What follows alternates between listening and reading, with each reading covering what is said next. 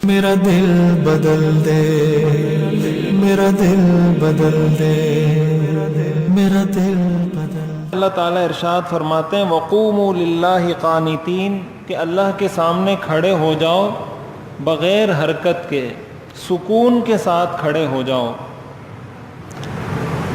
تو نماز میں خشوع اور خضوع حاصل کرنے کا ایک طریقہ یہ بھی ہے کہ انسان سکون سے نماز پڑھے، بہت زیادہ حرکت نہ کرے، اپنے جسم کو، اپنے ہاتھوں کو بہت زیادہ حرکت نہ دے، اس لیے کہ جب انسان اسی طرح کی حرکات میں لگا ہوتا ہے، ایک تو وہ قرآن کریم کی اس آیت کی خلاف ورزی ہے، قوموا للہ قانتین، اس آیت کی خلاف ورزی ہے، اور دوسرا یہ خلاف سنت عمل ہے، اور تیسری بات اس میں یہ ہے کہ بسا اوقات یہ حرکت اس درجے تک پہنچ جاتی ہے جس سے انسان کی نماز فاسد ہو جاتی ہے۔ علماء نے لکھا ہے، فقہاء نے لکھا ہے کہ اگر ایک ہی رکن کے اندر کوئی کام 3 دفعہ کر لیا جائے، اس سے نماز فاسد ہو جاتی ہے۔ یعنی کوئی شخص کھڑا ہوا ہے قیام کی حالت میں، ایک دفعہ اس نے سر کھجایا، تھوڑی دیر بعد ابھی قیام ہی کی حالت میں پھر سر کھجایا، تھوڑی دیر بعد قیام ہی کی حالت میں تیسری دفعہ سر کھجایا، نماز ٹوٹ جاتی ہے۔ ایک ہی رکن میں کوئی کام 3 دفعہ کرنے سے نماز فاسد ہو جاتی ہے۔ اسی طرح کوئی بھی ایسی حرکت، کوئی بھی ایسا کام جس سے باہر سے آنے والا شخص یہ سمجھے کہ یہ نماز نہیں پڑھ رہا، جس کو فقہ کی اصطلاح میں عمل کثیر کہا جاتا ہے، اس سے بھی نماز فاسد ہو جاتی ہے۔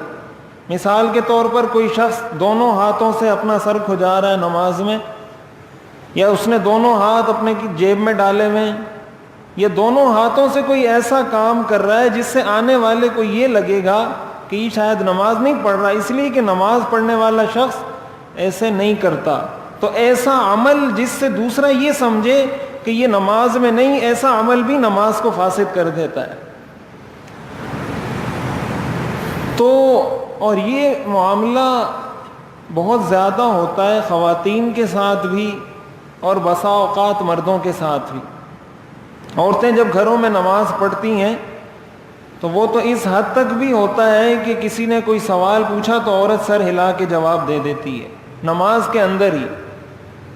کسی نے پوچھا کہ وہ چابی اس کو دے دی تھی تو عورت نماز ہی کے اندر سر ہلا دیتی ہے کہ ہاں دے دی تھی، یا ایسے ایسے کر دے گی نماز ہی کے اندر، یا اس طرح کی اور بہت ساری باتیں، یعنی سوال جواب بھی ہو جاتا ہے نماز کے اندر ہی۔ ظاہر ہے ان چیزوں سے نماز ٹوٹ جاتی ہے۔ کسی کی بات کا جواب دینا، حتیٰ کہ فقہاء نے لکھا ہے کسی کو چھینک آئی، اس نے الحمدللہ کہا، آپ نے جواب میں یرحمک اللہ کہا، آپ کی نماز ٹوٹ گئی۔ کیوں؟ اس لیے کہ آپ نے اس سے بات کی، آپ نے اس کو مخاطب کیا ہے۔ تو اس طرح کی حرکت کرنا، اتنی بے اعتدالی جس نماز کے اندر ہوتی ہے، تو اس نماز کا اثر زندگی پر کیسے ہوگا؟ وہ نماز کیسے ہماری زندگی میں تبدیلی لے کر آئے گی؟